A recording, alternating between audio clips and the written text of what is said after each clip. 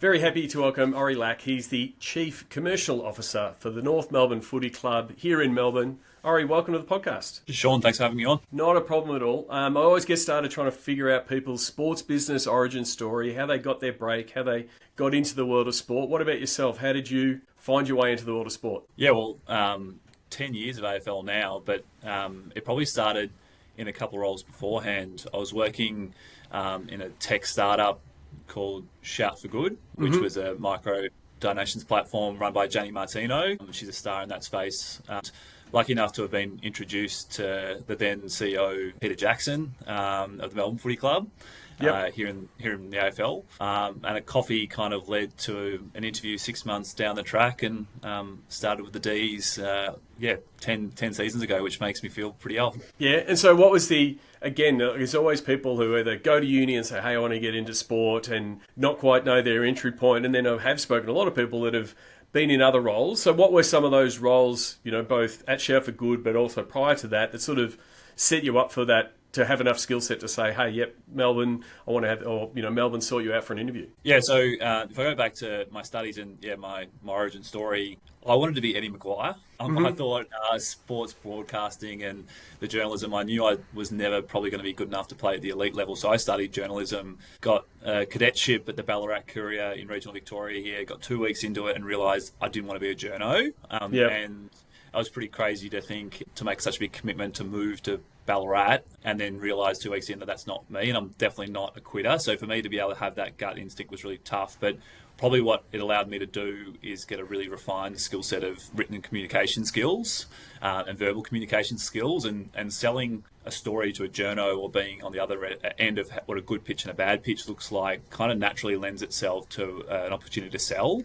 And where I probably refine my skill set from the Shout for Good days where you are trying to recruit commercial and charity partners onto the platform was I started working with an experiential agency called Active Edge, based up in the Central Coast in New South Wales, a cool list of clients including Puma.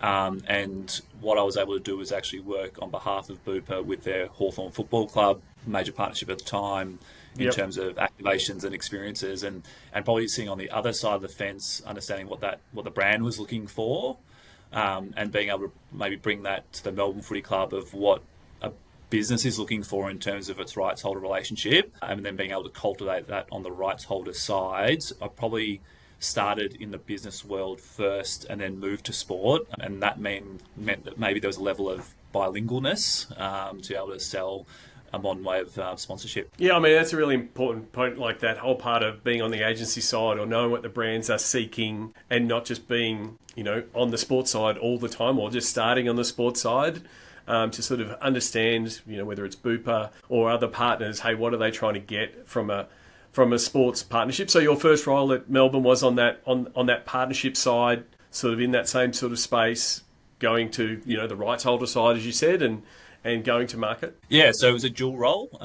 When I first got there at the footy club, it was to look after a couple of major commercial partners at the time, as well as new business. And it was a really interesting mix of partners. It was an automotive group that no longer exists called AHG, which was a collection of car dealerships. And probably the difficult thing there when you're trying to explain a brand to a fan is you don't buy an AHG. So being able actually to talk to that was really interesting, as well as China Southern Airlines, which was a new entry into market. So very diverse sort of brand portfolio across a couple other bits and pieces. But that servicing side, as well as selling, I always think there's a strength to be able to actually go from servicing to selling if you can cover that pathway, because you then understand the inventory and what it can unlock.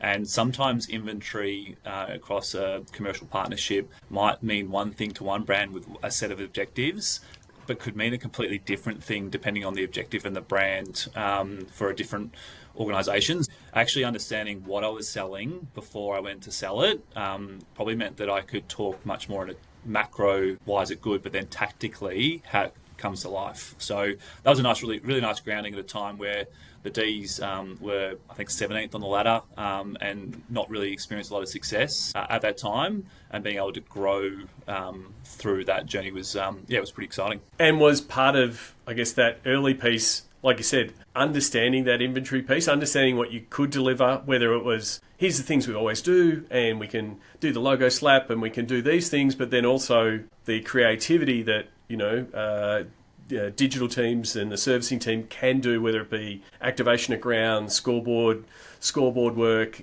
stuff out in the community, that kind of stuff, to sort of say, hey, we've got a bunch of options, and not just sort of, here's a menu, please select from it. Spot on. And I think being able to, when you're in a sales role for a sports rights holder, you could probably sometimes fall into a trap of selling what I call like a piece of grass. So if you think of a triathlon, you might be able to sell a piece of grass at the finishing line, but then what you put on that piece of grass and actually create a connection with the potential fan or customer is actually important. So being able to not get too granular in your ideation, but being able to demonstrate then how that asset can be used tied back to those business objectives, I think is an effective way to build advocacy within the internal champion that's putting that up the line. So very rarely are you doing a deal in the first instance with the CFO or the GM. You're probably talking to, whether if it's direct to brand, you're probably talking to the marketing coordinator. Maybe you get a look at the CMO. They get the understanding of what a partnership could look like, but you've got to be able to give them the tools to be able to articulate that in their own words back to the business, why that investment makes sense. So trying to strike that balance between how you use that coin toss to for a stakeholder relationship perspective, to what can a brand and scoreboard piece look like, to using the sheer power of digital, especially in this age, to reach either lookalike audience or new audiences is super important. And is part of the secret sauce in that sort of conversation, that relationship, helping them understand or even re-educating them on what they think. Someone will come in and go, oh, this is what we want. We're really strong on this platform, and we want something on Instagram because they know it works. And you have to go, sort of re-educate them to say, well, you do need a mix of these things for that broader awareness piece, or we have to educate our fans on what you actually are. Like, sort of to move away from that, sometimes I'll just come in with that straight shot and this idea, and this is what's going to work. Totally. And I think if you were to flip that, if you're talking to a B2B brand, one that's only having conversations with SMEs or enterprise businesses, educating about the importance of, now they're there for the handshake. They're there to understand where they get a coffee or a meeting to be able to sell their product or service. The ability to build trust through tactical B2C high visibility assets means that first interaction is far more warmer. And sometimes being able to talk to that B2B brand that, hey, that tactical coach's box asset, whilst it won't directly sell your product or service to a small medium business, it means that first handshake for your business development manager is a lot stronger. And I think being able to make sure that those entitlements are seen as symbiotic. I probably always educate my team when they're on the front line to go, if you were the brand manager and you knew what you had under your bonnet of being able to sell to a brand, what would you want to receive as part of that proposal, so that you're setting the partnership up for success as opposed to just what the best deal is for the footy club. Because I find if you put the right sort of bullets in the gun, an execution of a great plan is a lot easier for the servicing team. Absolutely. And then you've also got partners that are being are spreading their dollars in different places, whether it's their own paid spend, their own media spend, and potentially other partners. They might have a festival partnership with a music festival or with other teams. So you've just got to realise you're part of their mix and how you can help them sell what you've got and what you can offer. Definitely, and I think there's probably a reason why a lot of international brands also focus their energies towards major sports partnerships in Australia, mainly because they can build trust and recruit audiences in a way that is very hard to do when you're an unknown brand coming into a new market. So the ability to put faces and IP to your brand just builds that trust bank from a very early stage. You've still got to, as a brand, you've still got to deliver on what you said that you're looking to sell. Like, I think that when it comes to being able to lead that horse to water, it's really important that the footy club understands what it can do and what it can't. But if you believe in the product and you can then build trust through IP usage through rights holders, I think it's a really effective way to be able to fast track that penetration into a new market. So we've sort of skipped over a bit of your career and talked about your time at Melbourne, but now you are at North Melbourne. You've been there for a couple of years now as the Chief Commercial Officer.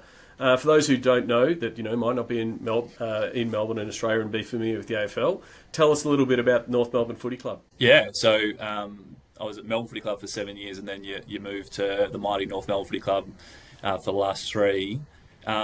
What people may not know, especially international audiences, is North Melbourne Footy Club is 156 years old. We're older than Manchester United and have a deep-rooted history here, 3 k's away from the CBD of metropolitan Melbourne.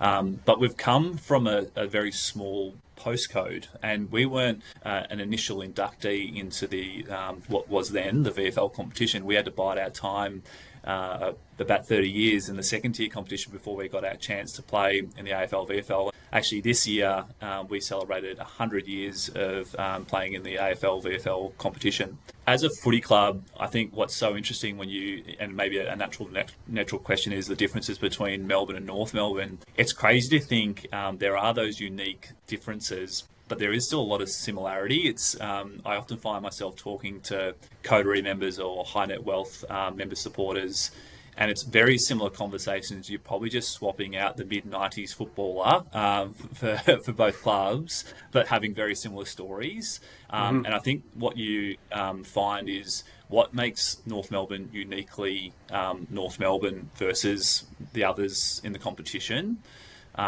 What I found at the Melbourne Football Club was there was probably a bit more of a skew towards an affluent audience, given its upbringing. North Melbourne's probably come from a little bit more of a blue-collar type atmosphere, a very industrial part of North Melbourne. But like any postcode, when you've got a close proximity to the CBD, has gentrified over the years. So there's sort of this blue-collar grit, determination that underpins our footy club's brand and persona.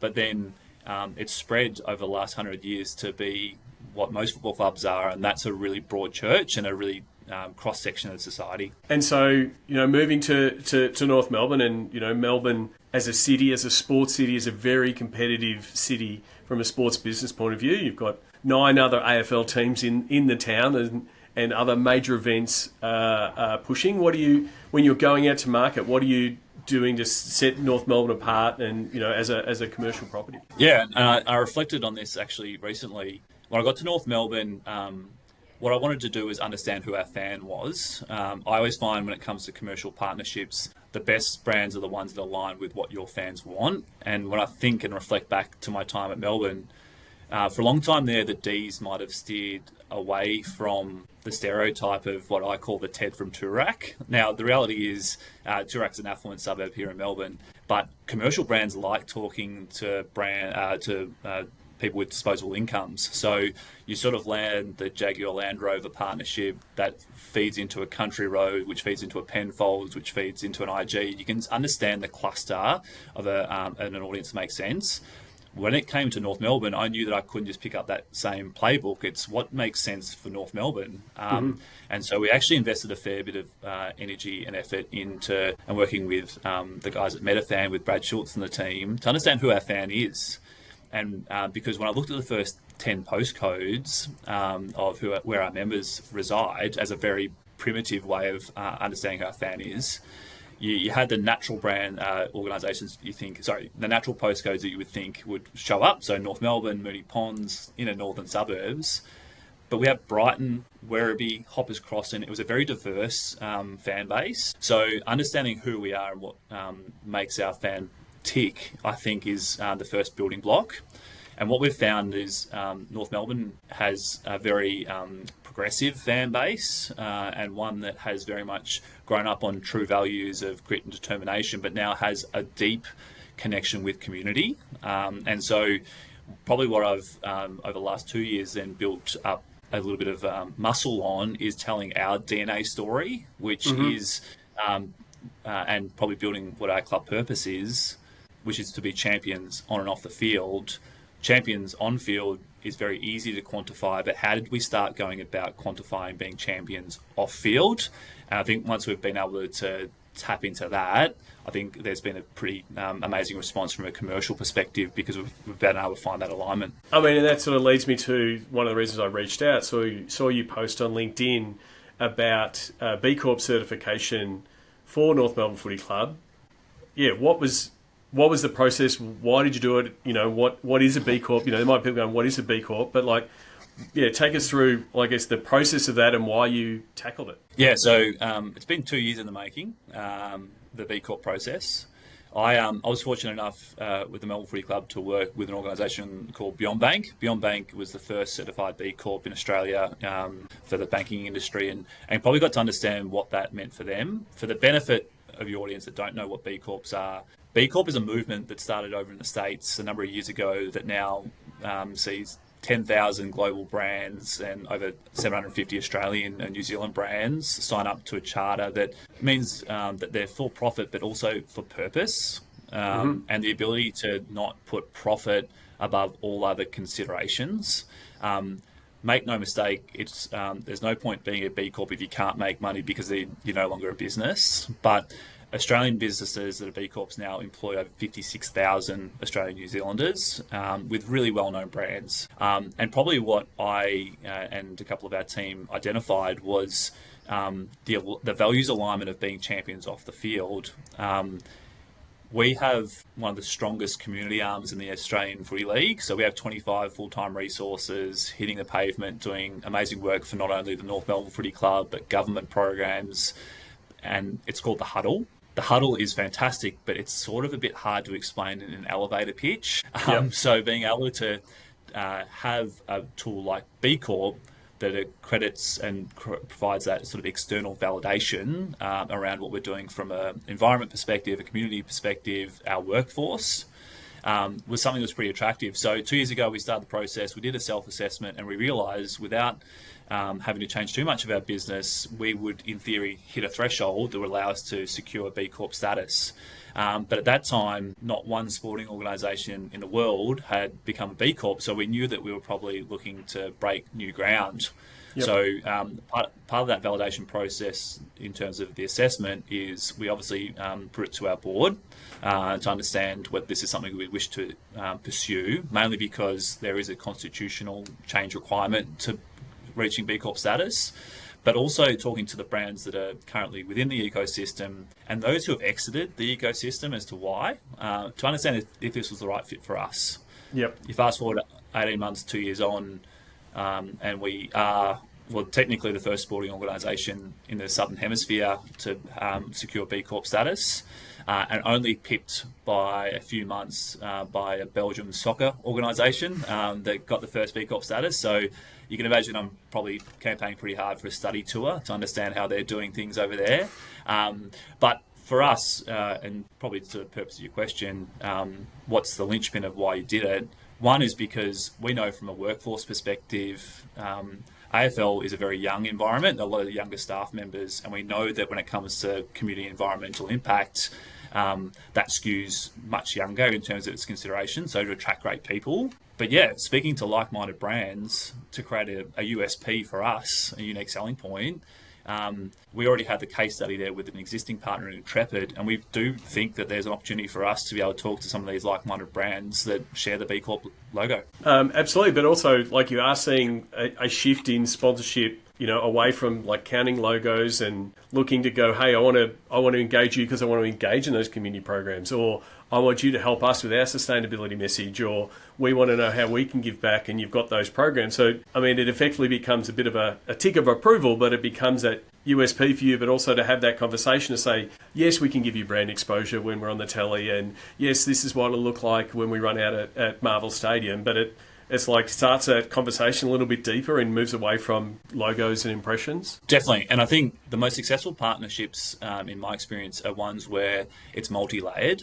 So we're having a conversation with the marketing teams to understand where the logos go through and what the digital CPMs look like and what the ROI is in terms of driving conversion. But you're equally talking to sustainability teams, you're talking to HR teams, you're talking to understanding First Nation strategies, which obviously most footy clubs are really proficient in and was an important part for us. But I suppose for North Melbourne, our Huddle program, talking to new Australians and having 25 boots on ground hitting community through the Wyndham area, which is a very multicultural part of here in Victoria, is an ability to then mobilise a shared goal. So if you can imagine one of our newest partners being 13 Cabs, one of the major point-to-point transport organisations here in Australia, not only from a building their want to drive passenger numbers, but from a driver engagement perspective to understand what their buses and cab network can do for driving new fans to game. That's something where there's a shared opportunity for us to enjoy one another's success. And I often find that when you create what I say is the win-win-win model, where it's the win for the brand, the win for the club, and the win for the fan, normally they're the stickiest partnerships. So when you add an additional layer of that to talking to a value set of understanding your positive impact on the community and wanting to do better,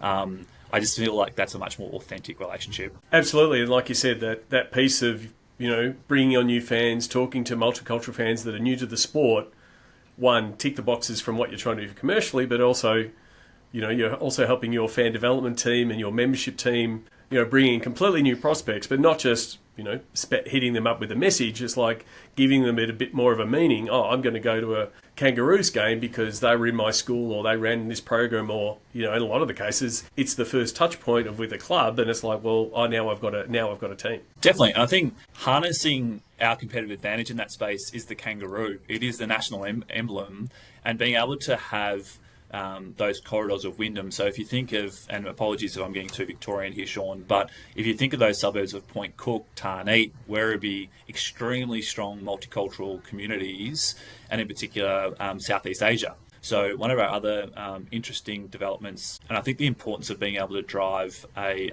commercial result, but also having that really symbiotic relationship, what you're trying to do from a consumer perspective, is we made the call to move to Kookaburra, leading in Kookaburra Apparel, going into 2026 season across our AFL and AFLW program. Why do that? First of all, Burleigh, CHiQ and Kookaburra have experience in the football industry through their Burleigh brand with female dockers. So we knew that there was an understanding that they could deliver on the high performance product, which is obviously super important for our footy departments. But instead of going with the CHiQ brand, one of our highest profile fans across North Melbourne's history is Ricky Ponting. So you can imagine if you can then harness the power of Ricky Ponting talking to new Australians with the Kookaburra logo and harnessing the power of the kangaroo, how do you go into those communities and introduce football with the familiarity? And I think Ricky wasn't there so much for the Kookaburra piece, but you can imagine Ricky being like, hey, I go for North Melbourne, you should too, subtitles in local language, and you've got that then ability to build trust. Where that's a shared benefit for Kookaburra, they're looking to penetrate back into the Victorian market for using Kookaburra footballs. So instead of handing out merchandise that might get used once and then binned, we're putting tens of thousands of dollars of Kookaburra footballs into the community of Wyndham with QR codes to scan and redeem their member tickets back into Marvel. So from a new fan growth perspective, that kind of win-win-win starts to kick in. And what we educate our staff base a fair bit on. Actually, I'll tell a quick anecdote. At the start of the year, I talked about where we're going to move to this Kookaburra partnership and the upside benefits. And I drew on this article. Under the John Howard government, Australians were having 1.9 children. Now Australians are only having 1.4 children. So we can't rely on intergenerational growth for our fan base. We have to introduce and bring new fans to the game. I really thought I nailed the message. I'm sitting there feeling pretty proud. And then I hear a young membership officer turn to a friend and say, who's John Howard? So I thought, okay, I haven't quite hit the mark there in terms of being able to tell that story, but you can sort of see why that top of funnel for that new fan growth is really important for us. I mean, that multicultural fan and the changing, I guess, landscape of Australia, not just Victoria, of more immigrants coming to the game. And I think I did see someone sort of said that, the 60s and 70s, like all the European immigrants came and they adopted AFL because it was the thing to do in Melbourne. And you see that with, the Italian community with Carlton and, different pockets of the European community latching onto a team. And it's that, Southeast Asian that still hasn't quite latched onto, and figured out, one, is it playing? How do you come to the game? So those entry pieces are important. And when you have a former Australian Test captain and legend like Ricky Ponting, like who is a mad roo, and that's a good thing when you get a sportsman from another area. Like they stop being a sportsman, they just become a footy nuffy when they're at the footy. It's great to have someone like Ricky Ponting on board to say, hey, jump on board with the Kangaroos. And the proof point was last week, the first day of the Ashes test. Obviously, major cricketing event. If you go back over the social media channels on 7 Cricket, there's a North Melbourne post with Harry Sheasel and Ricky Ponting being able to infiltrate Aussie rules football on day one of Ashes on an account that has 250,000 followers. It just brings new exposure to us as a footy club to those audiences. But for the commercial brands on the Polo and Guernsey assets, they're reaching a whole different audience that's not AFL, which for us, being able to demonstrate that return on investment in terms of exposure and quality of exposure is definitely a competitive advantage for us that we believe is a shared goal across not only the club but our brands. Speaking of major sponsors, you signed CHiQ as a new co-major sponsor. One, how did that, again, if we look at that, how did that come about, and then what are they looking to get out of that relationship? How do you sort of develop that? Yeah, and I think it's a really good example for any sort of younger or new news business teams listening into this episode. The conversation with the key decision makers there started a couple of years ago. It unfortunately a couple of years ago didn't go anywhere, but you put your best foot forward, and it just sticks there in the background, so that when the change of scope happens and maybe a different budget investment happens, there's probably a familiarity that you get a tap on the shoulder saying, hey, we'd like to invite you to have a conversation around what a potential partnership looks like. CHiQ, as a brand, has been around since 1958. It's an international brand, but for its ability to continue to grow in the Australian market through its distributors, so I think the Good Guys, JB Hi-Fi, Harvey Norman, their ability to tap into that AFL audience and build a familiarity when it comes to that shop front is super important. So the brief from CHiQ was pretty simple, is how do you build and generate trust and exposure through a sports partnership, so that when you are confronted with the wall of fridges or the wall of TVs at Good Guys, there's a distinguishing factor not only for the North Melbourne fan but the wider AFL fan. So they're an extremely, I would say they're a really accessible product as well in terms of its reach, and probably where that alignment was in terms of our fan base with that blue collar heritage, but also our new fan and development opportunities through Wyndham and some of our strategic relationships out there. It's probably a product base for a lot more of the broad church of the community. So partnering with Mazda and seeing those two logos side by side, it was a great way for them to be able to build trust across an Australian sporting landscape. And the thing is that you can deliver when they're, like you say, they're in market, but they just want to bring that uplift of awareness for people to go, oh, what's that? Because we're getting swamped with different brands and you go into, like you said, buy a new fridge or a new TV, and you go, which one should we look at? That bump of, oh, I now know that brand because I've seen Nick Larkey kick a goal from 60 metres with the CHiQ logo on his back. It's like, it's at least that starting point, but then it's how do you deepen the ties with your fans and sort of tell that education story a little bit more, is really important for them. Then when you're seeing a TV ad or it's in a brochure or those kind of things, it builds that recognition. Definitely, and I think once we signed the deal, there was a couple of AFL and AFLW players saying, "Oh, I actually own a CHiQ fridge," and so Libby Birch, who's a 3-time premiership player in the W program, goes, "I love the retro fit. I thought it was pronounced cheek." So when in terms of that awareness piece, and the best thing about a brand like CHiQ is they understand that who and what is CHiQ, why CHiQ, and then why would I consider it. That funnel takes that time process. So trying to sell before you know what they are is sometimes a trap for a brand. So understanding the work that needs to be done to invest in the brand first and then sell second is definitely the secret sauce. And then I guess now that you've sort of you've got some players that have got it and already love the brand, it's like, oh, cool, we're going to do a what's in your fridge segment and we're going to do it in 6 months' time, and you're already enthusiastic about it. Like, that's when you can start doing some of that cool stuff that fits, the fans are getting involved and the players can lean in. Definitely. And we've got a men's player in Cam Zerha who has a number of followers on TikTok, very food orientated, and he's I'll give him a plug, Bulls Cooking on Instagram if you want to follow.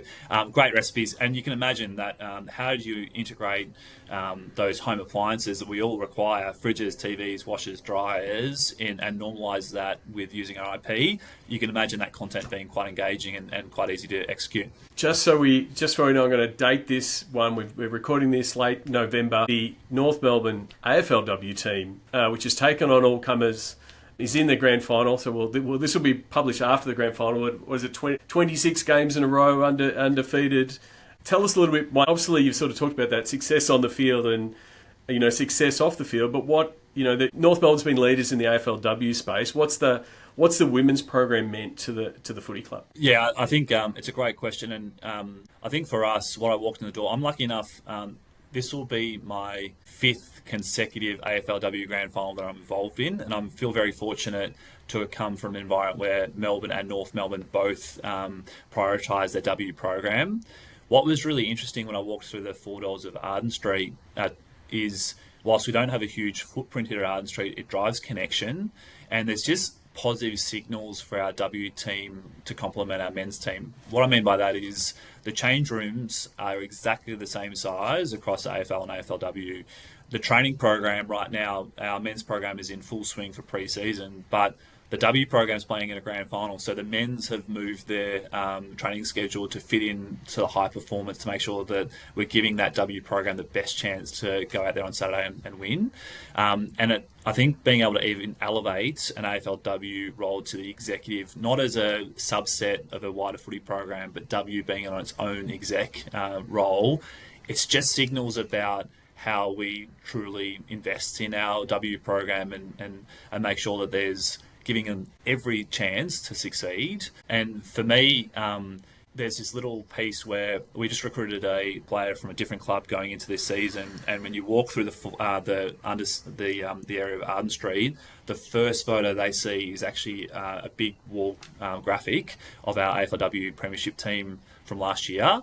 Not a men's product, not a premiership for 1975. The first image they see is women. There's heaps of, clearly just with 100 years versus 10, there's a lot more men's content than women. But again, just a signal that the first thing you see when you walk in the door is celebrating our women's success. Probably just shows that we are going to continue to invest in the program for it to be the best place it can be. And I think, just to extend on that, is Darren Crocker, who's our current coach, and should, if he's not already won it, be another coach of the year this year in W. He's a product and a premiership player of the 1990s men's team. And you'd be forgiven to think that a 1990s AFL footballer may or may not invest in W as a product that adds value to your organisation. But his ability to harness the heritage of North Melbourne and cultivate the W into being something that is just part of our fabric, I think has been an extremely important part of the reason they've been so successful since entering the competition 7 seasons ago. I mean, one of the things you do hear about when you hear North Melbourne is the shin boner spirit. Is that something that Croc has embedded into the program so it feels like very North Melbourne? Yeah, and I think it's so interesting. We did a bit of brand work and we asked externally, what does shin boner mean to you? And some of the mystique behind shin boner spirit takes very different terms, but ultimately where it's evolved is that ability to have that grit, that determination, and wanting to almost go into battle with your teammates. The weekly Shin Boner Award is something that is probably the club's highest honour across AFL and AFLW to demonstrate the values we're trying to see come out of our playing group. And I think when you start to contextualise what the Shin Boner spirit means internally, it naturally seeps externally. And every AFL club does their member survey at mid-year and half-year. And when you look at the SoundCloud, the number one word that our fans associate with the club is shin boner. Interestingly, Mazda is number 2. So Mazda is actually above kangaroo when it comes to North Melbourne, hence the synonymousy with it. But explaining, you don't know what shin boner is until you've been in the 4 walls, you've been part of our program. So where we've probably evolved our marketing approach to talking to our fan is when you're talking to that rusted-on shin boner, embrace shin boner and embrace what it means to your footy program. But when you're talking to the new fan, dial down that as something that you have learned once you get affinity with the football club, because shin boner to a new fan is very hard to articulate. So I think what the best campaigns come through, and I credit, say, the Collingwood Footy Club with Side by Side and the resilience of Side by Side through good times and bad.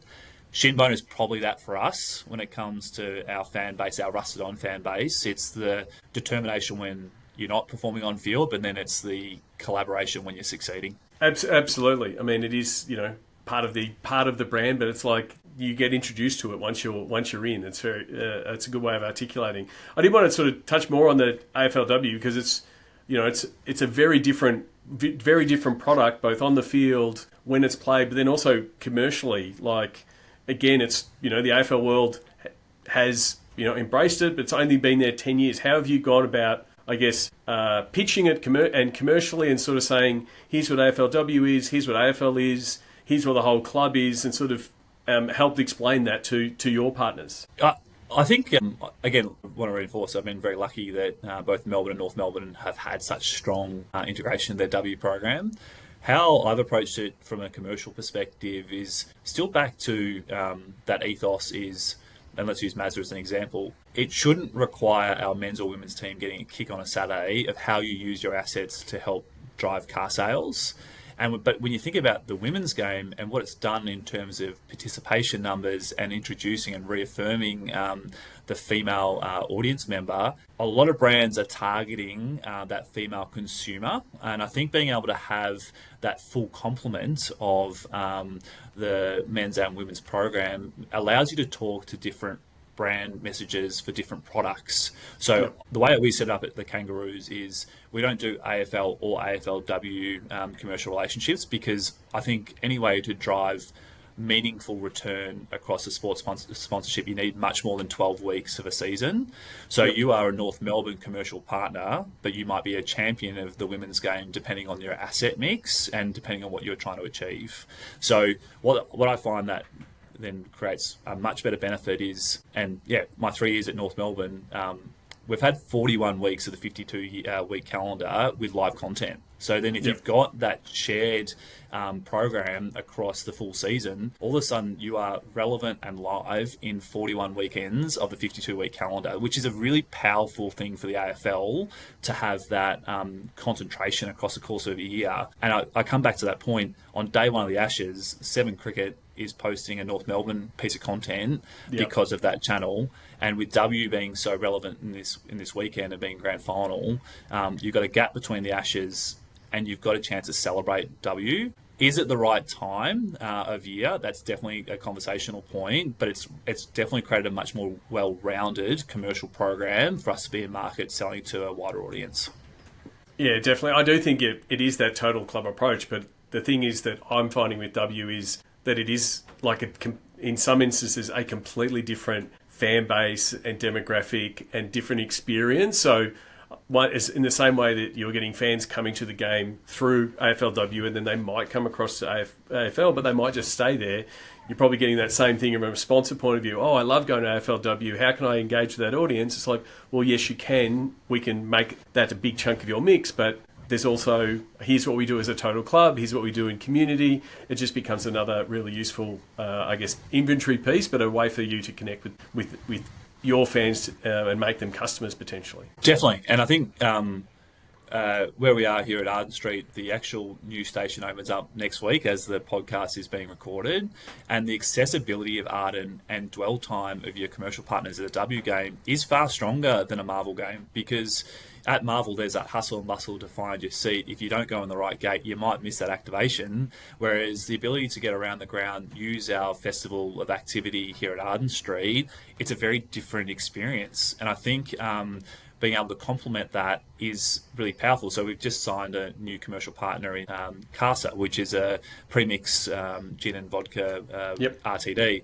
that is a far more effective way to celebrate a Saturday occasion here at Arden Street than with all the corkage and requirements at Marvel. That's a really difficult thing for them to penetrate. So you just find the complementary products depending on A, audience, B, location, and C, the time of year. Absolutely. One of the things I always try to ask and find out, well, you've been in the AFL industry now for 10 years. What advice do you have for people who, see the big logo or see the AFL world and go, oh, this is amazing, I want to work in it? What's your advice for someone that is either trying to get in or is just starting in the world of, say, commercial partnerships? I think right now, I often will be asked for a coffee about how to evolve or how do I get to the position I'm in. I feel really fortunate that I've come from a digital perspective. I think moving forward, to everyone's point now, if you slap a logo on a Guernsey and think that's success, that's such a 25-year ago way of thinking. I'd like to think that the AFL industry has evolved from that, but having a really grounded understanding of how digital platforms can help echo the work you're trying to do around core products is super important. So whether it's studies or whether it's experience in some form of understanding how a marketing platform can drive return on investment. And return on investment might be sales, but it might be building of trust and awareness. It might be community impact.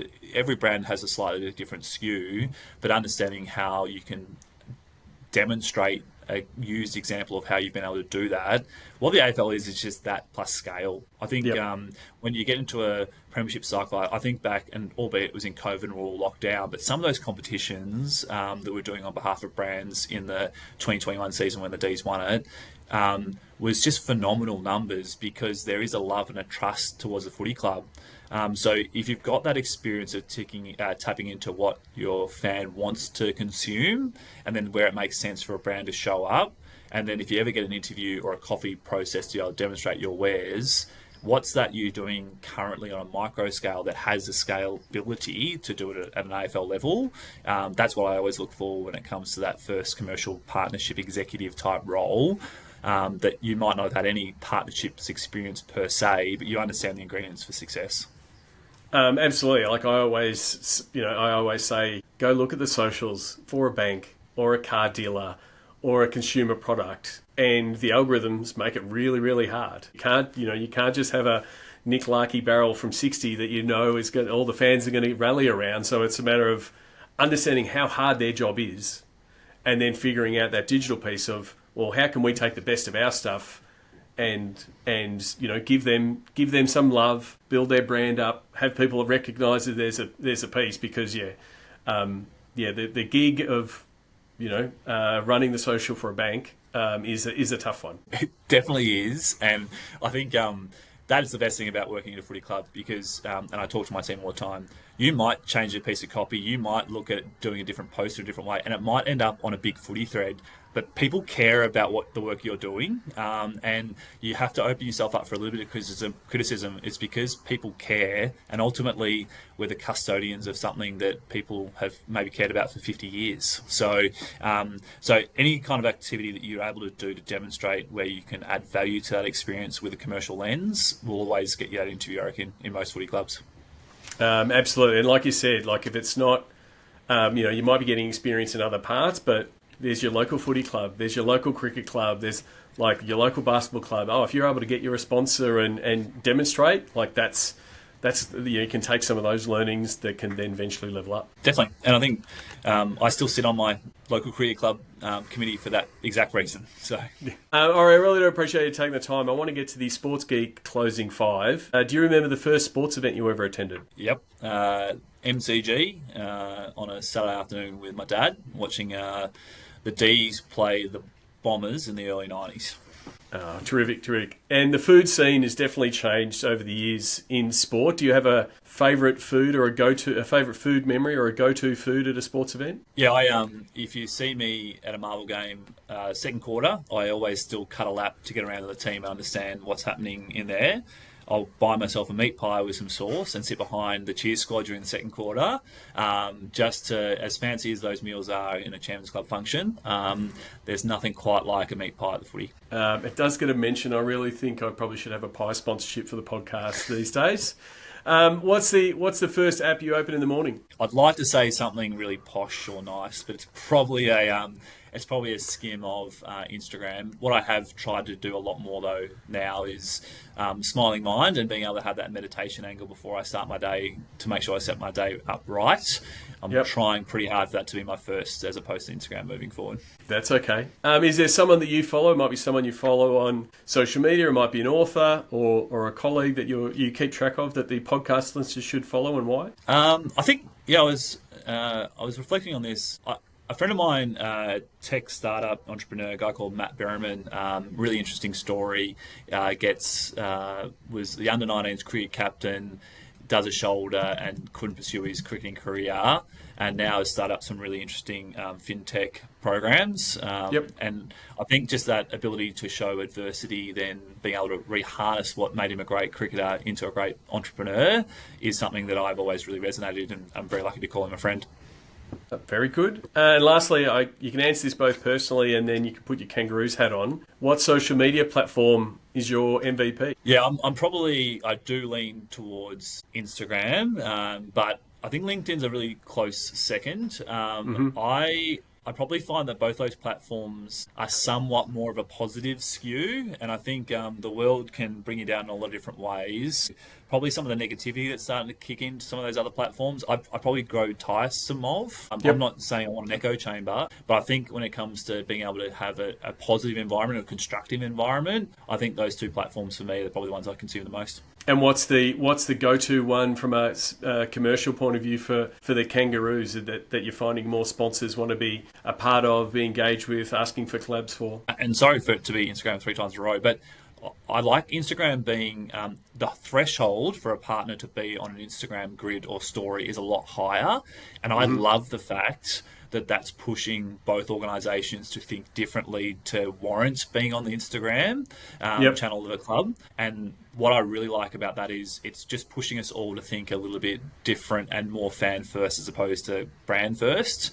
So I'm not devaluing the other platforms, but we've deliberately kept that threshold high, and I think that's been to the benefit of all parties. Absolutely. Like if you don't value it and put that bar high, then the overall feed and your overall content starts lowering, and it's your fans that are the first to tune out.